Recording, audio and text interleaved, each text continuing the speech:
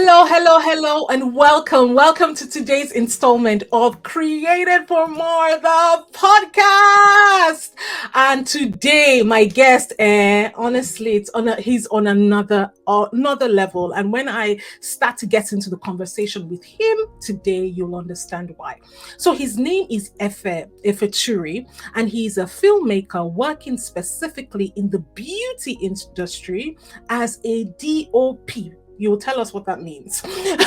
Works with brands such as Revamp, OPI, Philip Kingsley, and more. He's an award-winning fashion influencer and also a lifestyle content creator for men with brand ambassadorship for companies such as Sky, Adobe, Microsoft, and more. He's a model, and he's going to tell us a lot more about, his journey and how he's gotten to be who he is today. Thank you so much for being on the show, Efe. Thank you. Thank you for having me. Thank It you. is wonderful to have you. Thank you so much. So I always ask my guests to introduce themselves. I have read that little script, but there is more. There's more to you. There's more that only you coming from your mouth can do justice to. So I want you to tell us, who are you? What is the essence of Efe? Anyway, based on everything you've read, you can see how diverse it is. Basically, it's just me. I like to give more wherever I am. It's weird, and I'll explain why. Even though that's the title of the podcast, I preached a message on Sunday, and the third point was "You are more," and it's out there. Wow. So proof that I'm not just coming up with this; it's on the internet already. So, I just feel like, especially our community, we need people that can risk themselves, show themselves bare for people to see as a template with errors, flaws, and positives to move forward. And I'm willing to be one of those kind of people based on the life I've experienced. So I feel like there are no boundaries, nothing that you cannot do, as long as you set your mind to it. And as we get along, I will explain details of what all that means. But yes, filmmaker, as you said, I'm a DOP, which is a director of photography. So literally designs what the visuals will look like. It's video, not pictures. So the aesthetics of the art being created, I design it with the director and creative director as to what it needs to feel like visually. That's summary, airy film, and that's my job. I design all that kind of stuff. So so that's what I do as my part one day job, and then I model as well. And I've modeled for quite a few brands. I've got loads of my stuff on the underground and on billboards in London, obviously. So that's that one. And I create content for social media, TikTok, Instagram. It's quite diverse. And then I am a minister at church as well. So that's me as a whole. Everything about me encompasses in all of this detail. All of it. Oh, I love it. Look, I have had the absolute pleasure of knowing you for probably, I would say, about 12 years now.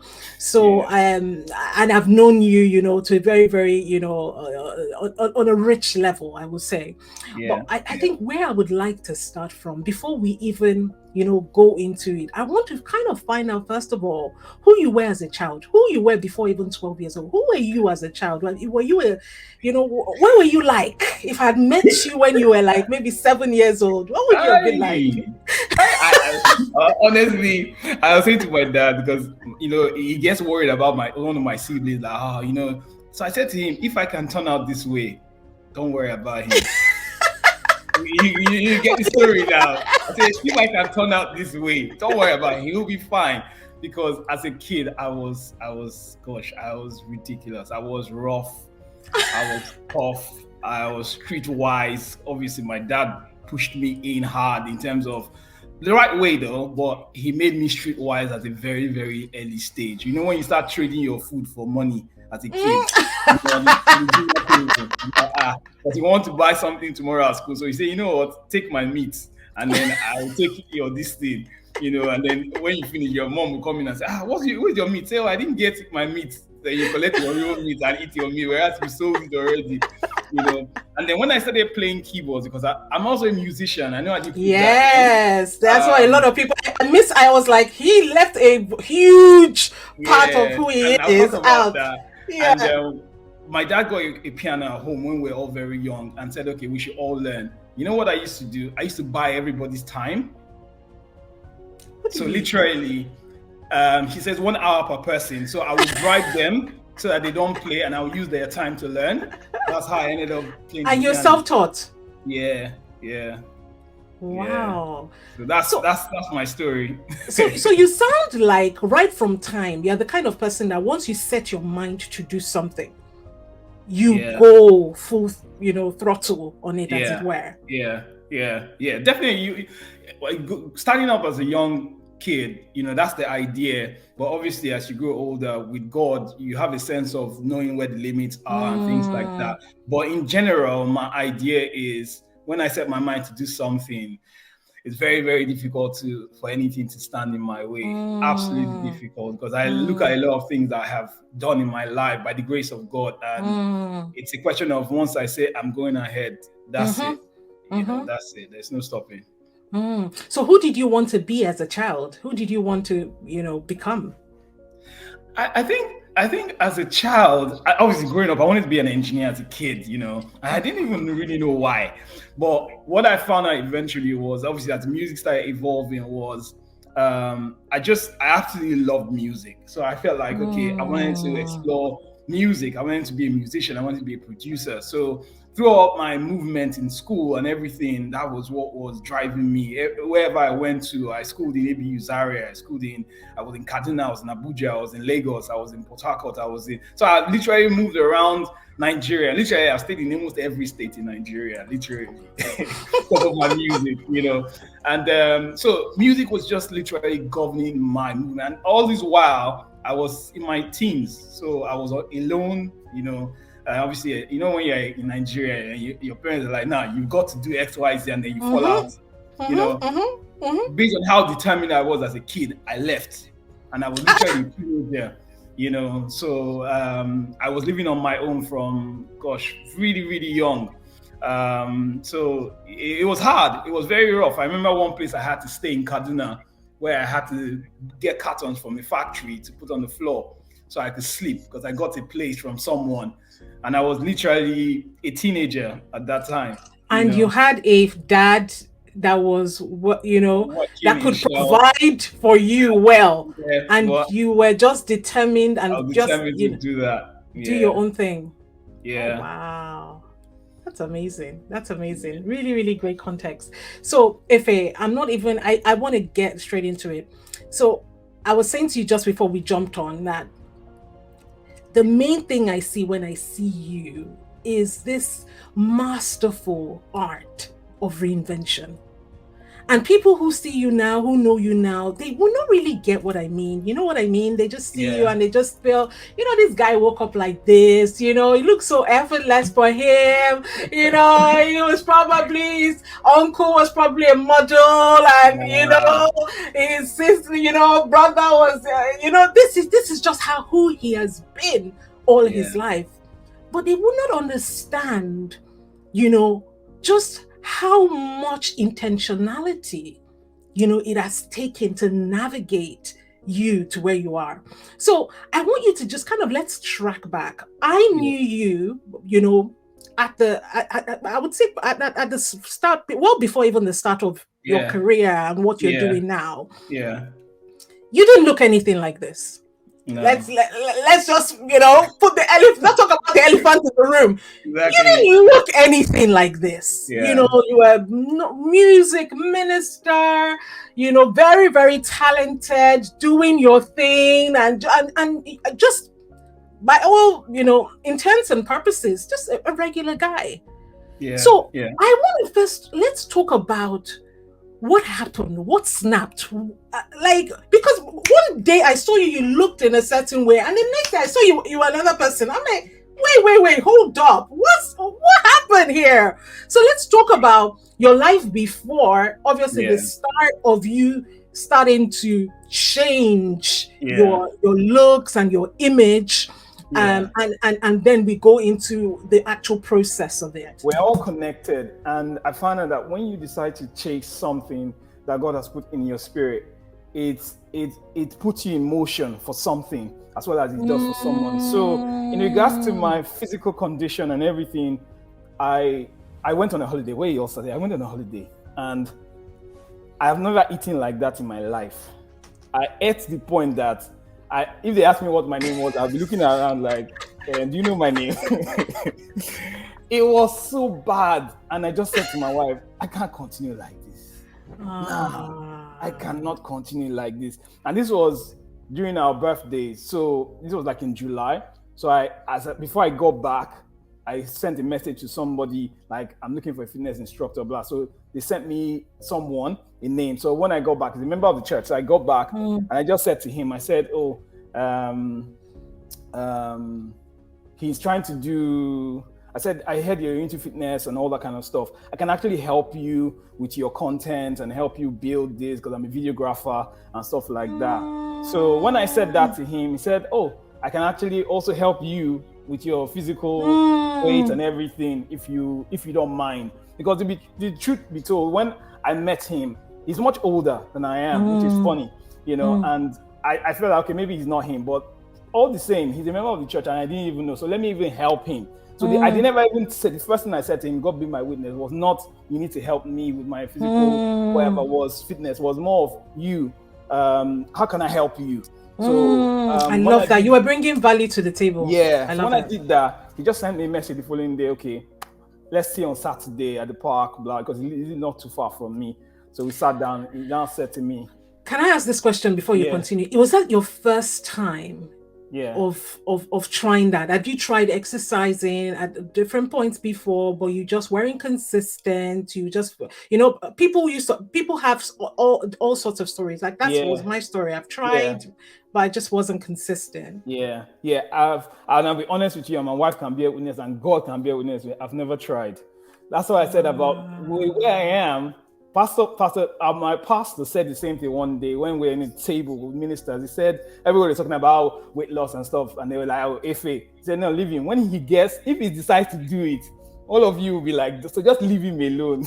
So that's how I am. So it was more of like, okay, let me get myself together, but sometimes it doesn't have to wait for that. It's you just making some certain steps. And this guy just came in and sat me down, said, okay, this is what we need to do. This is what you need to do every Saturday. You don't need to sort me out. Since you're doing this for me, that's fine. And even at that point in time, I'll be honest with you, yes, my consistency was built in me already, but it was just about me throwing myself in. I didn't know I didn't know how it would continue, where it would end, or even if it's possible, because you hear stories, you see things. Because, okay, to give you context, I was about 120 odd kg. Now I'm about 65 kg. So I literally lost half my weight just to give you an idea. My shoe size changed as well. What? Yes. I didn't know that was a thing. Really? Yeah. I never even knew that my shoe size changed. It's a dramatic change. Like my weight now is what I was weighing when I was in secondary school, and I'm in my 40s. So you can imagine how much went into it, So what did your shoe size change from? It went half a size down. So I was at 8.5 to 7.5, 7. What? Roughly. Yeah. So that's incredible. It was. And how long ago was this? This was 6 years ago. 6 years ago. Yeah. So that's when I finally lost it off, about 6 years ago. But I started maybe 3 years before that. About 3 years before that. Yeah. So and how did it feel for you? Just that process, the process of just.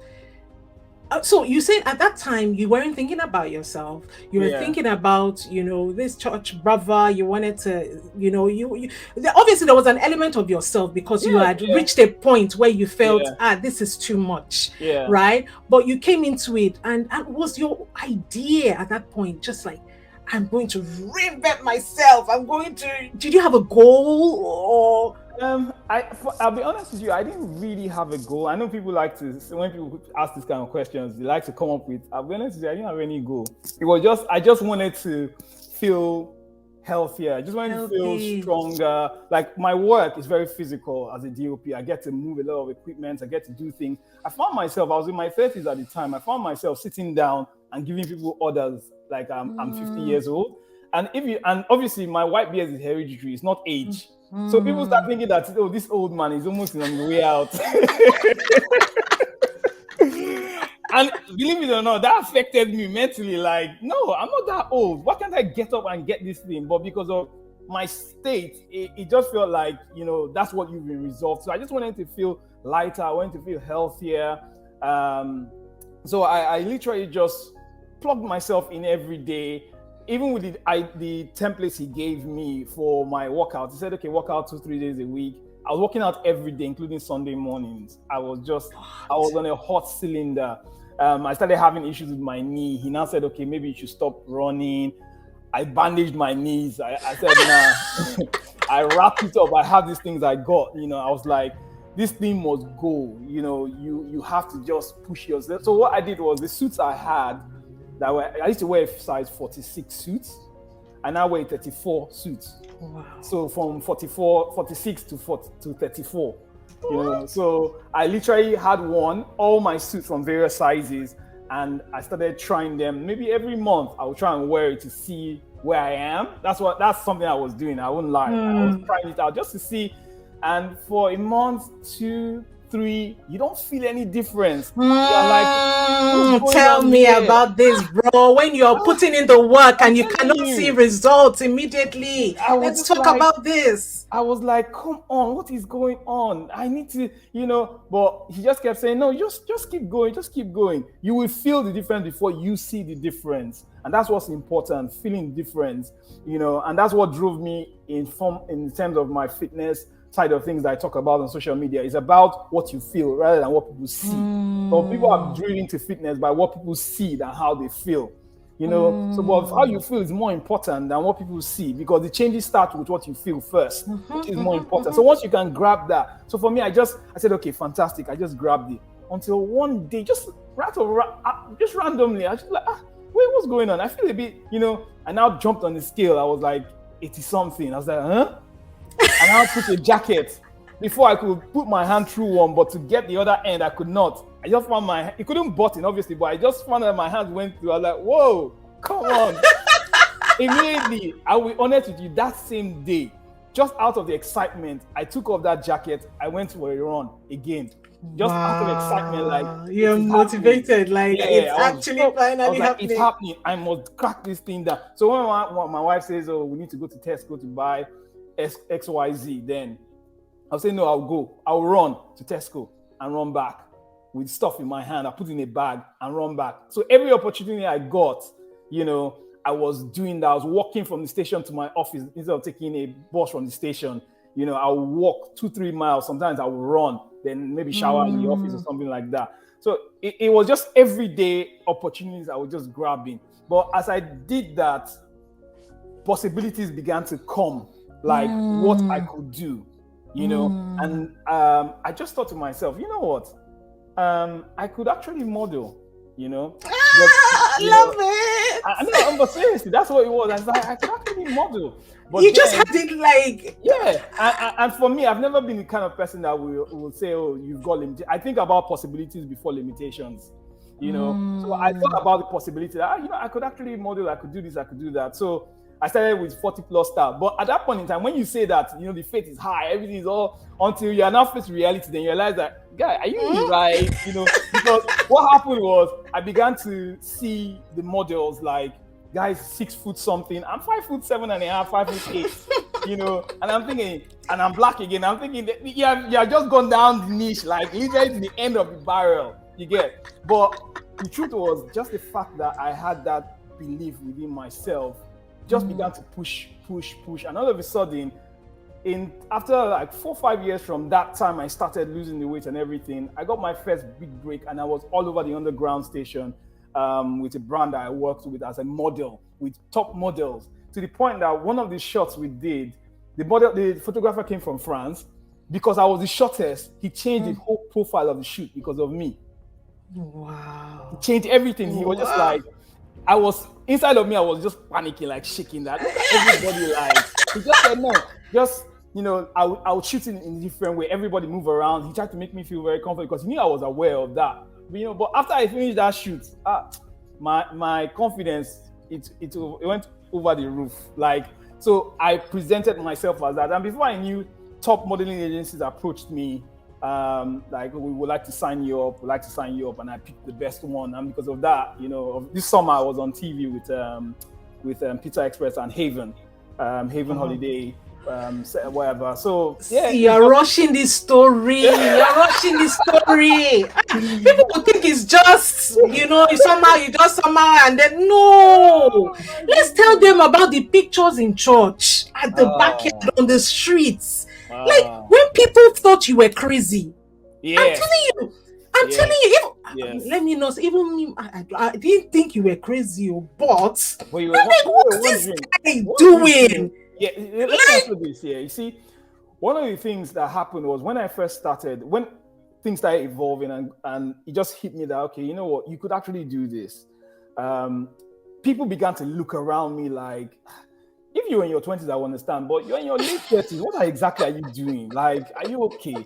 And I will not mention names, but people that matter, like, they didn't say it. And that's one of the reasons why you have to be careful as a Christian in particular, that you should not blame people for being like that. It is that question that they put towards you emotionally or physically that actually creates a force that drives you. So they are built like that to drive you.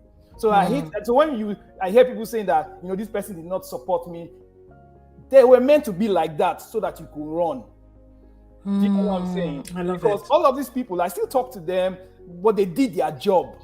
You understand what I'm saying? They did their job. But that's the thing, though. That's the thing. For some people, that will just quench everything. Yeah. Do you see what I mean? That job that they're supposedly doing will kill every desire and drive. Because remember, it's vulnerability, right? You're opening yourself up to judgment. Because you're trying to stand out. You're trying to do something that is, contrary to what everybody does. You are this late 30s or whatever. You're venturing into modeling, and it's just like, what is this guy doing? It's crazy. Like, everyone's just wondering. And for some people, those questions will just cause them to just throw in the towel and say, you know what, it's fine. Let me just conform. Yeah, the thing here about conformity is, and that's one mistake we make as Christians and especially our community. When we see someone, we say, oh, we just tag them. This is who you are. But I was reading scriptures and I keep saying this. Gideon, everybody knew him as a wine presser, but one God appeared to him. God called him a warrior. And that was very contrasting from what people knew him as, meaning that a lot of the time, what people are using to define us is not actually what God refers to us as. It's not. So you are conforming to people's understanding of you rather than staying in line with what God has actually called you to be, which sometimes can be something different from what you are doing right now. Does not mean it's not important. It just shows that we are not meant to be in a box. We're not meant to hold on tight to anything. We're only meant to hold on tight to God. Because guess what? That's what God did with Abraham. When he said sacrifice Isaac. People say it was the test. It was also the fact that God wanted to let him realize that this gift, I know it's very precious to you, but don't hold on to anything as much as they're holding on to me. So if you are doing that, if you are a musician, God can say tomorrow you'll be a politician. You'll be able to move because you're flexible. Speak, brother. Do you get what I'm saying? And that's where a lot of people, because from the music side, I remember I sat down with my wife and I said to her, I'm shutting down everything. And she was like, So how would you survive, money, this, that, business? She was worried. But I said it will be well. Everything will be okay. But it is well, it was not just by mouth. I was venturing into things that God was putting in my mind. Likewise with this modeling thing. As soon as it came to my head, because I'm used to being flexible, it was easy for me to be flexible at this higher level. So with Joseph, the reason why he could face Goliath, people thought it was just from Joseph to Goliath. It was because he had been facing the lion and the bear. David. He had been able to face the lion and the bear. So that progression, if you don't follow your progression with God, when you face the big thing, you'll be able to stand. So it's important to go with the little things that will build that confidence, so that when people come against your evolution, you don't see them. What you see is what God wants you to be, and that's what you reflect on. That, you know what, just go ahead and do this. People are like, what are you doing? I even tagged myself 40 plus man style. I've been changing different names. I was just trying different things, but I just didn't really care. You know, I didn't really get to the point. But now, that same thing I was doing, what I get in a month is what I was working as a DOP. 5 years, what I will earn in 5 years. I can get that in a month. So why will I? So I will encourage you. Don't. My brother. Don't let people's laughter or idea of you change your ability to adapt to what God is trying to push you towards, because you have no idea. If people ask me though, so what was your? I had no idea this is where I was going. I had no idea. I walk into rooms, I go into places, and when I'm walking around, everywhere I go, people know me, but I don't know who they are. And that's I never dreamt of that. I never saw that happening, where you walk into a room and everybody is sort of like, hi, so good to see you. We love the fact that you're here with us. I'm thinking, wow, this is amazing. I know somebody will see that and say, yeah, but for me, I come from a small town, Warri, you know, and then you see all of this kind of thing. It's like, wow, it's amazing. So yeah. I love it. And you touched on something really, really important when you talked about just that ability and openness to be fluid. Because you know, God is speaking. He's speaking, and it is the people who are taking action. Because the people, they have had the idea. The idea is there. It has been there since they are mulling over for years. It's something I'm thinking about doing. Talk about it to everybody that will listen. It's something it's something I've been thinking about doing. You know, it's something that would be good. You know, when you just do it, but you know, and they keep, and I think what you said at the beginning was really the real definer. When you said that when you get an idea, you see the positive side. I'm not sure I'm saying it the way you said it. Rather than focus, you see the opportunity rather than focus on the limitations. Yes.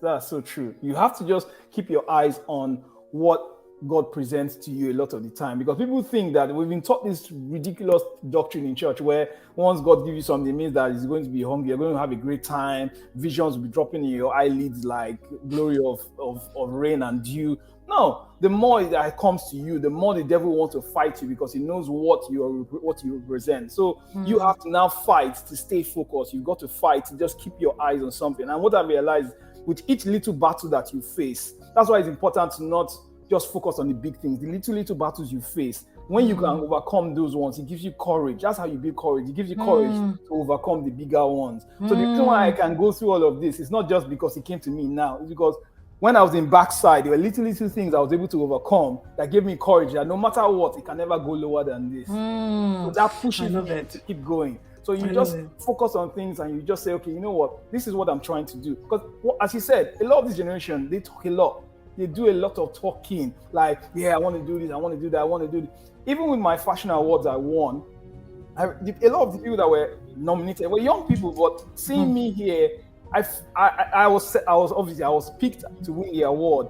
And the person who owned the event said to me that, you know what, it could not have been anyone, you know, because we've been following you since you sort of like started out and everything, and we've seen your progress and how you evolve. So even with social media, I sit with a lot of young people today and I'm telling them, you are staying in one place too long, evolve. You are doing the same thing all the time. I see you today, post a picture, you do this, you do that, and that's it. Tomorrow you post a picture, that's it. What else are you offering? Try and evolve. Don't sit in one place. People want to be comfortable, but there's never anything like that. It is not possible. You read through scriptures, the characters that God was working with, they were never just in one place. They were not just one kind of person. They were all kinds of people at different times that were needed for different reasons and seasons. So just evolve, look for something, do some. I was speaking to somebody about Instagram, and the person said something to me that, oh, yeah, it's you, you know, you've grown to that and all of that. And I said, okay, jump on TikTok. I did the same thing on TikTok. I started TikTok, when was it, in March or whatever, and I've literally reached my number on Instagram. So that's not fluke. That can't be fluke. It's just the level of persistency, level of commitment that you apply to something if you really want to pursue something. Now I sat down with one of the people that that directs me, one of my agents, he's half my age, but I said to him, if there's anything you need to say to me, say it to me clear. Don't try and use it. If it's that this content is not good enough, tell me to take it down and I'll take it down. Things like that. So I've given myself an opportunity spirit to grow. So he will message me sometimes that I know you've posted this thing in the morning, but take it down, change this, and put it back up again tomorrow morning or something like that. I've done that a lot of the time. So our ability to grow, to be humble, to learn all the time, to try and improve, that just makes a whole lot of difference. And sometimes I start questioning myself, and I'll be honest, like, do I really have what people are looking for? The people that telling me I love that, and I love this honesty. I love this. So what you're trying to say is that no matter where you reach or get to, you will still have moments of, inadequacy in a sense. Yeah. Not that you are inadequate, but you will still have moments where you question yourself, and it's okay.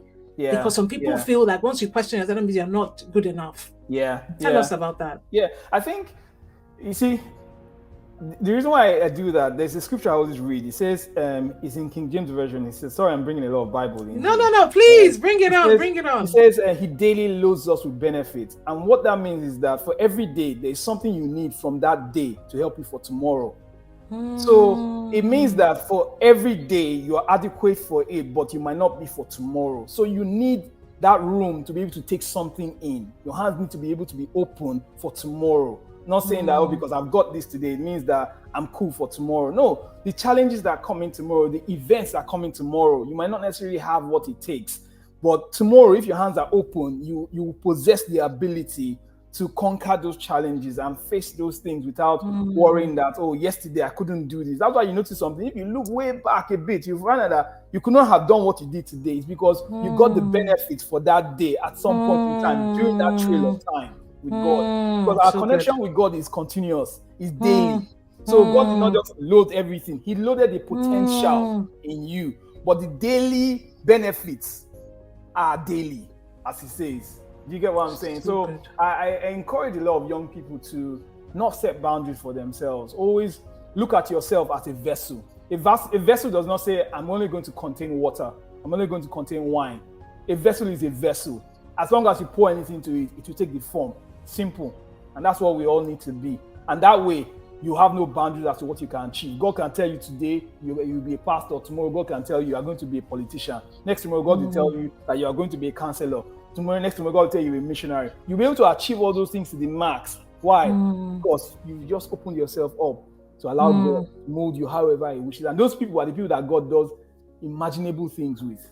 Oh, I love it. And my head is literally being split into 3 places. I have 3 very key questions I want to ask, and I'm not sure where to start. Okay, so the first one is I want to talk about, and I want you to just kind of contextualize. I want you to talk about probably one of your lowest moments where you thought, oh my gosh, maybe I should just leave this whole thing, because I want people to see, I want this to be a real thing where you feel like, man, a day that was hard for you, that you're just like, should I just fashion this thing, man? I mean, where's that my CV?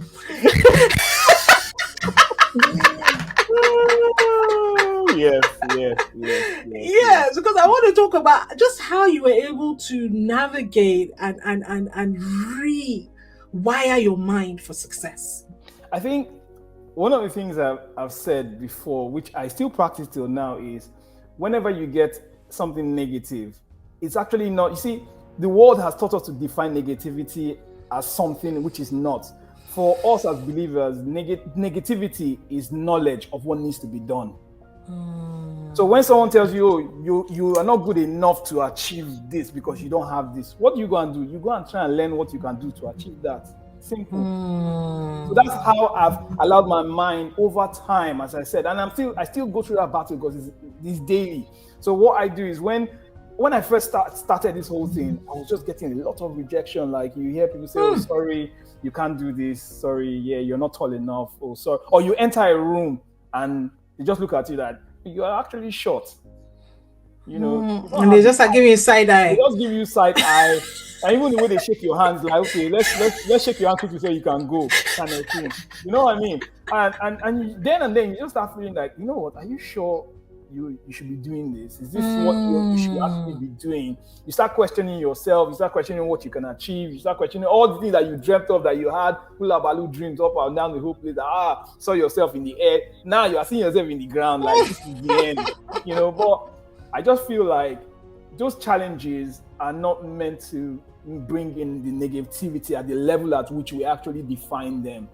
Yes, they are negative, but when you absorb it well with enough strength within you, you come out a lot stronger. You know, it's like when you go to, let me give you an example. When you go to a wildlife reserve of lions, you know how you can identify the strongest lion? The one with scars. That's the fiercest lion. The ones that you see are pretty and everything, they're not as strong. They fear that lion that you see with scars. When that lion moves, everybody or the other lions run. So those scars are actually meant to make you stronger if you repurpose them well. You know. So what I began to do was, okay, what are things that I can do that can take advantage of who I am? Because a lot of the time people want to be something else. No, everything is you. The potential is you. So don't try to be anything else. So, okay, I'm short. So what can I do to repurpose me, the person that I am? And that's when I began to go into more detailing about style. I began to take my pictures differently, you know, to give a bit of variance to how I look and things like that. So now when people meet me, you know, they don't, even if they feel anyhow, now my confidence is different because of all those challenges I've gone over. Do you get what I'm saying? And then even when I started, I remember brands would just say, oh yeah, this is what we want to pay you. And I was thinking, I can't use this to survive. I can't use this to live. Yeah, this is what we want to give you. This is what we want to give you. This is what but because I kept pushing and pushing and pushing and keep doing what I kept doing what I was doing, I just got a call from someone who is my agent presently, just called me and said, then he was working for the Sun. I was initially signed under the Sun newspaper. They have an agency, yeah, but it's a different name, but it's under the Sun, which is one of the largest agencies in the UK. And he just called me and said, oh yeah, we would like to sign you up. And I was like, okay, I don't understand. What does that mean? He was like, yes, we would like to sign you as one of our clients. And this is what... And just called you, not that you petitioned, like... nothing. This was during the pandemic as the pandemic started. And I was thinking to myself, really? Like, okay, so what does it entail? I said, no, just send me this, send me that. We'll do a bit of check on you and stuff like that. My heart was just palpitating. Send us your height, send us your this, send us your that. So when people say send us your height and your age, I was just like, oh God, help me, Jesus Christ. You know. And then the next day, sent me a contract. It says, sign, we're happy to go with you, 6 months. If we're happy and you like it and we're happy, you're happy, then we extend it. And the agency, obviously, because they have a lot of money, what they said to me was, when you start your job with us and say a job is saying they're paying you 15 grand, we don't have to wait for that job to be done in 4 weeks. We'll pay you that very day as soon as they agree with the job. So it was different. I was like, wow. So the first day I got paid, I danced all over the living room. I couldn't believe for something that I spent 5 minutes to do, and then you get paid this much. But what people are saying, what I'm seeing and what people are saying is me doing a job for 5 minutes and I get paid. But what you're getting paid for is much more. It's the effort and time that you have put in that are compensating for the pay present. So good. Oh my gosh. I feel like a kid in a candy store. So good. So good. I want to also talk about, you've talked about the fact that, you've had low moments. Yeah. Have there been regrets, things that you knew you should have done that you didn't do? You're like, should I have taken that opportunity? In this whole spirit of fluidity, were there some things that have there been some moments where you've probably held on in a phase for slightly too long? Yes, there is. Even with what I'm doing presently, there is. I've had regrets in all of those instances. Even when I was doing my music, while I was doing the weight thing, there are days where, I feel like this is just too much, and then I will fall off some days, and feel like. But me falling off is not that I'm not even working out. It's just the fact that maybe I just don't feel motivated. I go to the gym, I spend only 5 minutes and 10 minutes. I just sit down there, But I think what it was that demotivation a lot of the time comes from a deeper place of you questioning yourself at the same time. So I always try to make sure that with everything I feel, I absorb it totally. I don't try to deny it. You get? I don't try to deny the low moments. I feel it so that it can come through and go. It's like water trying to force its way through you and you're trying to stop it. You go through that battle until the water finds its way. So I let it go through me, and then empties through, and then I can face whatever I need to face. So I've had regrets in terms of not starting certain things early. Because even with this thing I'm talking about, I know I started 6 years ago, but I wanted to start it 7 years ago, 8 years ago. You get? But I was very conscious, as I said. I know I said something about just doing things, even though people were saying, but I was very conscious of what people were saying. That initially, the very first step, I was like, God, are you sure? You know what? This thing is this is not. Then you now feel like, okay, even if you don't do it, where are you go? What are you doing right now? You're doing nothing. You're just sitting there doing nothing, not achieving anything, seeing everybody doing stuff. So yeah, I've had regrets of not starting things early. That's why now I'd rather start and fail than not start at all. I'll start it. If it doesn't work, fair enough. I'm not doing this for anybody. I'm doing it for my defined purpose and plan with God. So it's up to Him. You get what I'm saying? So I don't look at anybody anymore. I will start it. It fails, fair enough. That's what I tell people. They ask me, when I sit down with a year of young people counseling, they ask me, oh, yeah, I want to do this. I'm like, oh, I think time is going. I'm like, how old are you? I say, okay, this is how old I am. This is how long it took me to get myself to start doing X, Y, Z, to start earning X, Y, Z amount of money. So you have time. So don't push yourself down to the ground. Get up. If it doesn't work, try something else. We thought that, God will put your mind on this, you will do that. We're humans first. We're human beings first. So God has given us grace for that. So you are bound to have errors, to start things late, but there will always be that component of grace that will help you catch things back up. That's why He says He will restore what the cankerworm has stolen. So don't be afraid of feeling like, despondent. The most important thing is about getting up and going. I love it. So I want, and I think it's a great segue into my next question. I see very much as like an apostle in the marketplace. Yeah. You've got that grace, you understand who you are, but when I look at you, I might not see it. I might not see it on the pages of of the gram. You look like everybody else, but you carry substance. And a lot of people who follow you, who don't know you and listen to this are gonna be like, really? You see what I mean? So I wanna talk to you about just how you have managed to guard your heart in an industry that is so different. Yeah. A lot of things are permissive. A lot of things that are probably counter what you stand for are going on everywhere. Yeah. How have you managed to keep yourself? What is that balance for you between doing what you do and doing it well, and also maintaining your spiritual,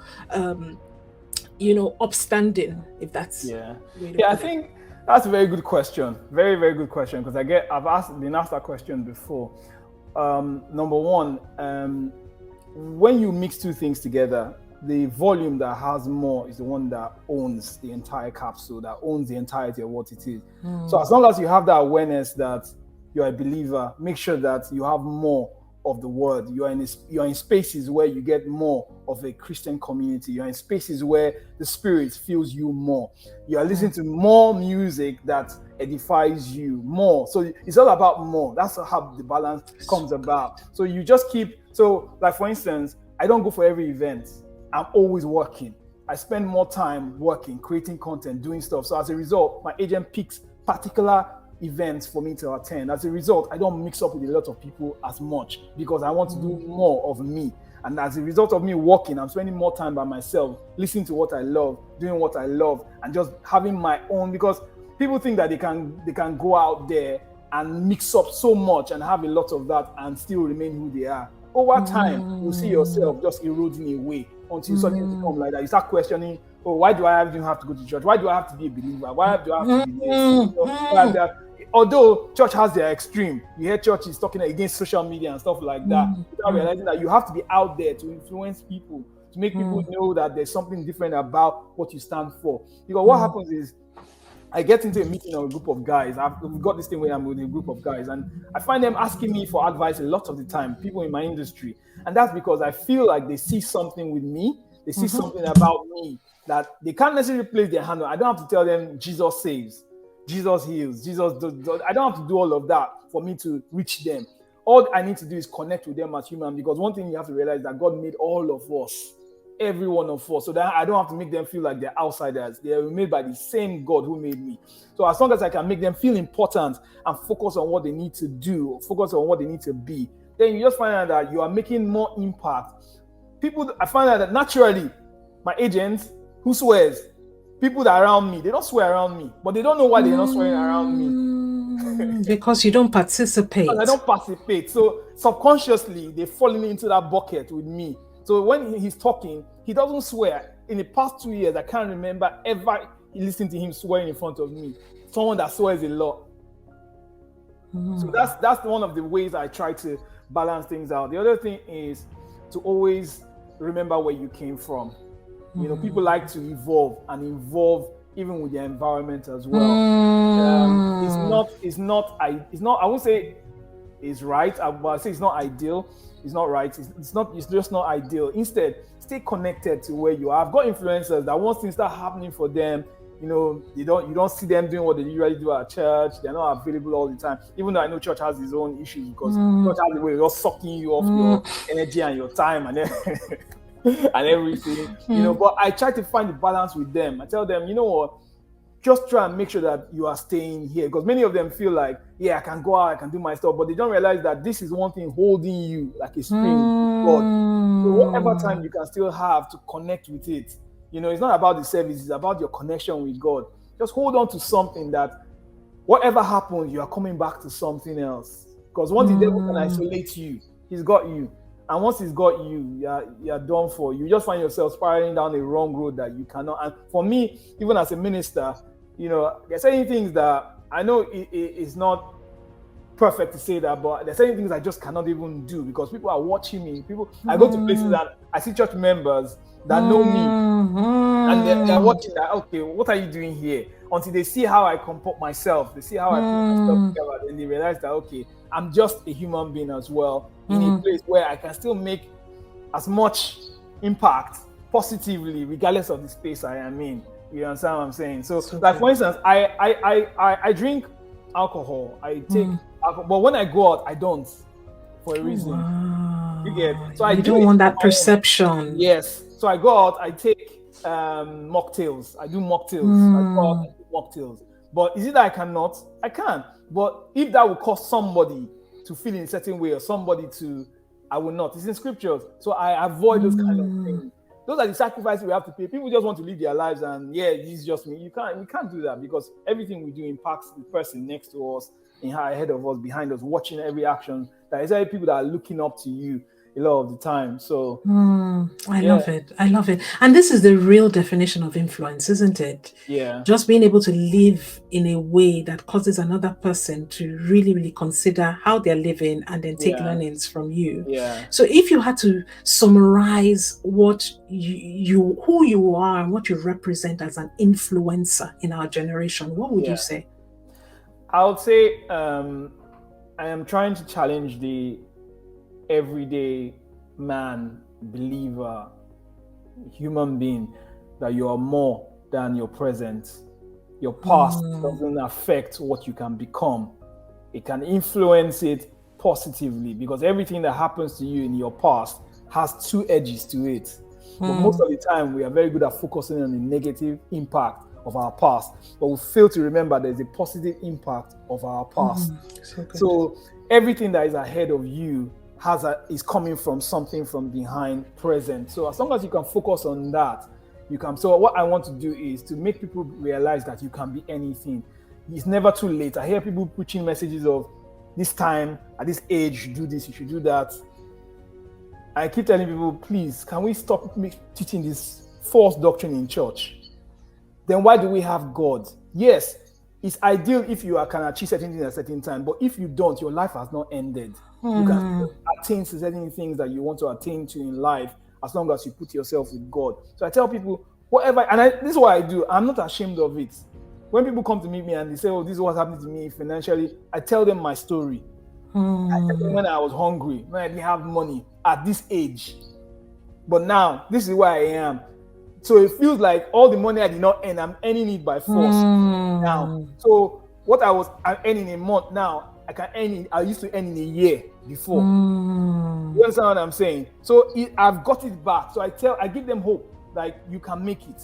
Don't give up on yourself, and don't define yourself by what people see you as. You determine what people see you as. That's what I want to give people, hope. Just hope. You can go. So what I do is I go around social media and I just hunt people at random, like people I feel connected to, because I connect with people very easily. And I'm like, your stuff, I like your content, I like the way you're going, I like this, but you can do this, you can actually try it, you can do that. A lot of times they don't question it, because when they go to my page and see what I'm doing, they're like, okay, I was thinking this guy was rude or whatever. But that's coming from a place of me wanting to see people grow, especially our people culturally. I bring them into the table, try to improve their knowledge. I push them. Some of them are like, Efe, I can't do this. This is tough. I'm like, no, you can't. When they give up, I don't hear them for 2-3 days, nothing. I say, after 2-3 days, I'll call them. I say, okay, just imagine today is a fresh day. Let's start again. Let's go again. Forget about yesterday. So, and that's the whole, like, just encourage, because I had people like that in my life, not just my dad. I had men that kept telling me, you can make it, you can do it, you can, no matter what it is, even though I did not believe. I thought that the carton I was sleeping on in that apartment when I was a teenager, that would be my life. Just be a musician, moving around Nigeria, doing nothing. And then look at me today. I'm on billboards everywhere. I guess someone sent me a picture of my face on a gallery in Notting Hill today. Like, oh, did you know about it? I didn't know. That's a nice lawsuit for me there. I can see somebody that can make some good money. But that's a good problem to have. You understand what I'm saying? That's a good problem in Notting Hill, in Chelsea. That's so I think I can retire for 6 months with the money with that, But yeah, but thinking about that, you just realize that I want to encourage people. I don't like it when I see, before I go, sorry to take your time. No, take my time, Ken. Please go ahead. I don't like it when I see people come together and the first thing that happens is people try to create strata. I'm bigger than you, I'm better than you, I have more money than you, I drive a better car than you, Somebody said to me the other day, said, oh, you should go and change your car. I said, do you know what my house looks like? Change my car. What does that do to you? I know wealthy millionaires that are driving cheap cars around the whole place. So what does that do to you? So the mindset, those are the things I want to effect. Let people realize that. And people have lost out on their dreams and purpose because they are trying to impress people, because they have spent that money on impression rather than purpose. People are weighing their future, their destiny all over their body. You understand what I'm saying? And that's what I'm trying to break down. That just face your life, focus on your life, build and be happy, enjoy. If you're riding a bicycle, be happy. If you're riding a car, communicate with people. Don't make people feel as if because I'm this, you sit down, cross your leg. I've been to rooms where my accent, I don't come to see when I'm talking to you. This is how I talk everywhere. I walk into a room and people are, the respect I get, I feel on top of the world. And I'm being honest here. Like, wow, you mean this could happen? I walk into a room and everybody like, oh, it's a pleasure to do this with you. It's a pleasure. But we are so happy with this. Adobe, which is one of the biggest multimedia platforms in the world, they have this yearly thing they do, just like what Apple does. When they do that thing online. When they did it, I had front row seats, the very first seat in front of the Apple directors in London when they launched their new products. I was in the front row. The Adobe directors. I walked in to the room, telling people to move so I could walk to my seat. Who am I? Who exactly am I?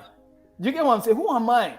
And then people are thinking that, saying, no, you have to be this. No, let people grow. Give room for people to grow. There are people out there, and for men are not very quick to open themselves up because they feel like they'll be abased, they'll be pushed down, they will be made to feel less. How men, I drive this, I drive. No, bring them up. That's what God has given us. He has given us that spirit so that we can bring ourselves up and empower other people to prosper. Because you never know, as you are doing that, you are changing somebody else's legacy and generation. Now we come back in your future to help your great grandchildren somewhere along the line. That's just life. So I sorry. love it. No, man, this has been incredible. You have given us an entire masterclass in reinvention, an entire from the beginning, the beginning to the. So, guys, you guys who are listening to this, look, you have no excuse. When I say no excuse, you have heard everything from the beginning. Literally, what you're saying to our listeners, is really that you can just decide. Yeah. Like, you don't have to be where you are. If you don't like it, you can just decide. You can just, it's like the flip of a switch. Yeah. I love it. When you talked about the beginning, then you just decided. I don't like this now. I'm tired. Yes. So I want you to speak to somebody in your closing words who is tired but hasn't yet done something. I want you to just speak to them and activate them now as we close. Okay. If you feel like you've given up, you've tried, you've failed, you've gone through all kinds of things, one of the first things I would advise before I say anything is make sure you are circled around with the right people. People that will empower you. They don't have to tell you what you want to hear, but they tell you the truth. And you know the truth as a person. Many times people have circled themselves around people that will make them feel good. When you post something out or you create a product, they'll tell you, even though it's rubbish, they'll tell you it's so good. Don't run from people like that. They're the ones who destroy your destiny. Have people around you that when you produce something, they will tell you, this thing, brother, is not good enough. And secondly, this thing, somebody has done it before. People that will tell you the truth, those are the people that you need around you. Secondly, if you are tired, don't give up. It's never too late. A lot of the time when people are tired, is based on expectations. Do not put your expectations on anything. Put your expectations on God. God is the one who knows your end from your beginning. He has your timeline in place. And he is willing to make adjustments based on even delays that happen in your life.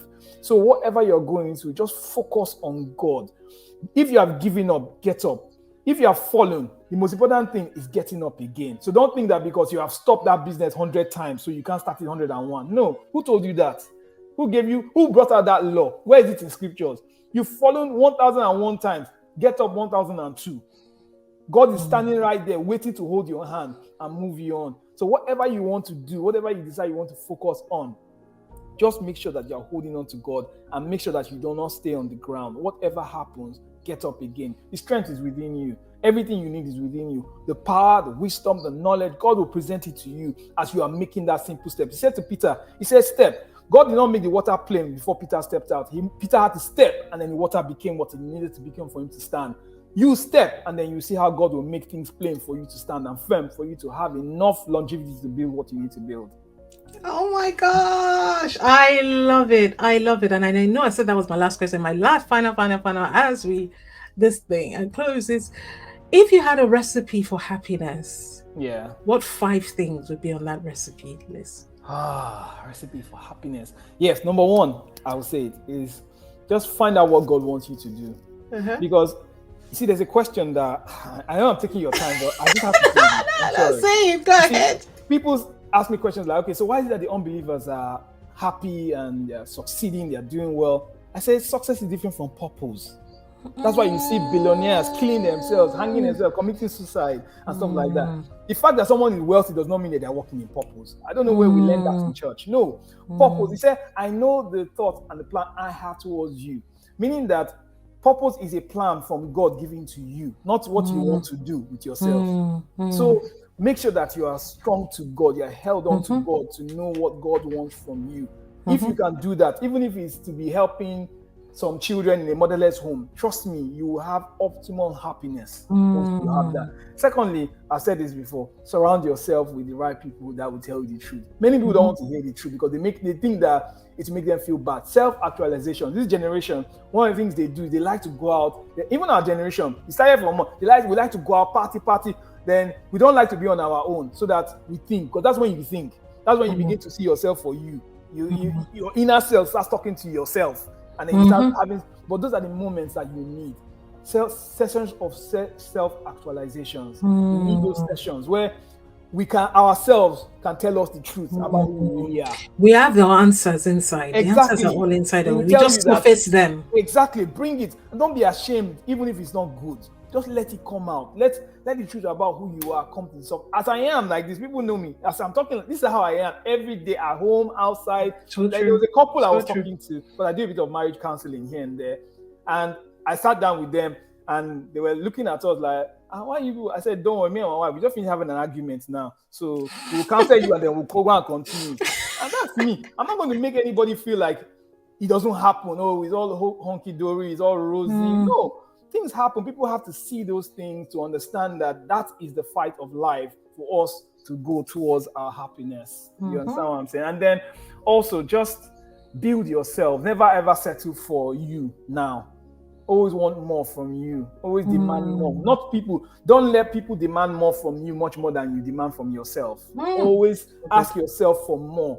Because guess what? If you ask yourself for optimal, when you go out, nothing people will ask of from you, demand from you, will be much more than you demand from yourself. As a result, no expectation will pressure you into anything. Because your demand is higher than anybody's expectation of you.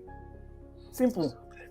I know I've not done 5, but yeah. I think you're on 4 now. You've covered 4. Okay, so I would say with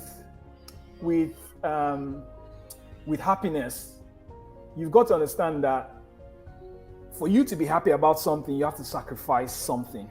So, and it's a phase of life. So it's never about continuity. It's about being in a place of happiness. So sometimes you will feel the depression, you will feel the downness, but always know that there's a light at the end of the tunnel. The season will come where, because of the pressure of what you're doing, no more, you will feel in a certain way, but always know that there's something that comes out at the end of it. Don't always feel that your state is permanent. It will change as you do what you need to do. It will change. There's nothing that is permanent. I'm a very light-hearted person. It's so hard to see me down, and my wife will attest to that, even in private, because I've been through so much in life, and I ask myself, what's the worst that can happen from what I've been through? Nothing. So nothing can push me any lower.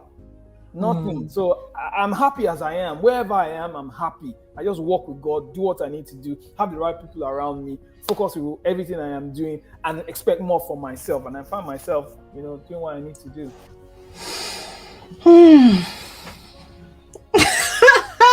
What a session! My God! Epic conversation. Thank you for coming on. Thank you for bringing all of yourself and some.